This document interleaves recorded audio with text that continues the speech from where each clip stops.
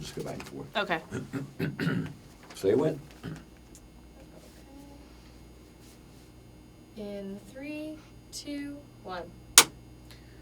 10 days we've been doing this, Sam. As you know, I'm now a radio nerd. I could do this a couple more days. What about you?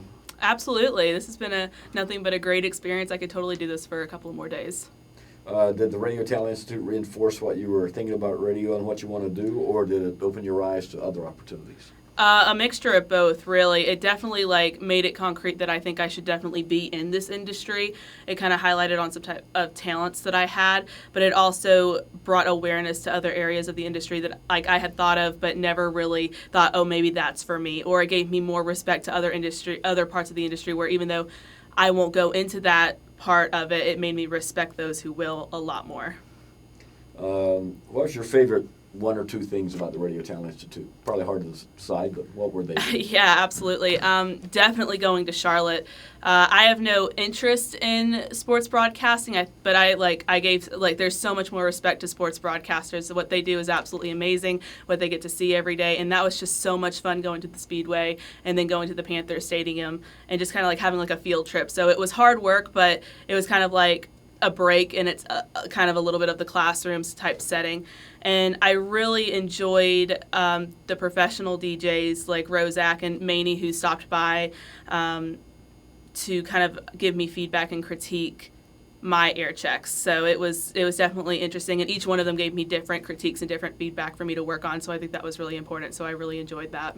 Oh, I hadn't actually asked that question of others about the air. So you thought the air check sessions were good? Yes. I mean, I was kind of sick of hearing myself after the third day, but it was definitely something that I think needed to be done, and I got different feedback from each professional. So it wasn't like they were saying the same thing each and every time. It was something completely new that I could work on. That really is a benefit. Do you think this will help you contribute to you getting your first full-time job in the business and get your career going? Oh, absolutely. I mean, the connections that we made during these 10 days are invaluable, and I got a lot of I got connections from those who came in, but they also gave me connections oh, you need to talk to this person as well who wasn't even at the institute. So it's really amazing how everyone in this industry is connected in some way if you dig deep enough. So I got some contact info from people who weren't even at Kellar just because oh, I think you should this. You want to be in Seattle? This person's in Seattle. I think you should contact this person.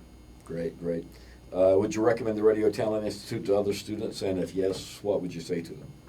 Oh, absolutely. I mean, this type of stuff there's nothing else like this in the world. App State really does set the bar high, and I think they expect a lot out of App State students, especially those who are involved with WASU, and then not to mention added with Kellar. That just sets us so far apart. Yes, we are very blessed to come to App State and be a part of the college radio station, but it's just something even more entirely to be a part of Kellar and to have you, Dan, be our supervisor. It's just I can't even imagine the opportunities. It's kind of hard to grasp right now since I'm still in school, but it was invaluable, and it's something I'm going to take with me for the rest of my life. It is a lot to take in. And those 10 days, that's a lot of knowledge to pull in.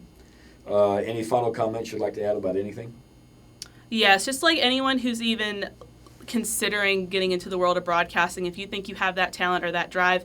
And one thing that Kellar really opened my eyes to was that broadcasting doesn't just have to be a DJ behind the mic. It can be sports, it can be sales, it can be promotions, it can be a whole bunch of things, and the industry's way larger than what I thought it was. I may have had some ideas beforehand, but it really opened my eyes to how big it is and how much you can accomplish into it if you know the right people, if you have the right attitude, if you have the right education and the right skill set. So Kellar really has been something that I don't think I can ever get over, and something I'm going to look back on for the rest of my life and just be so thankful for. Okay, thank you. Thank you. I think you will too, by the way.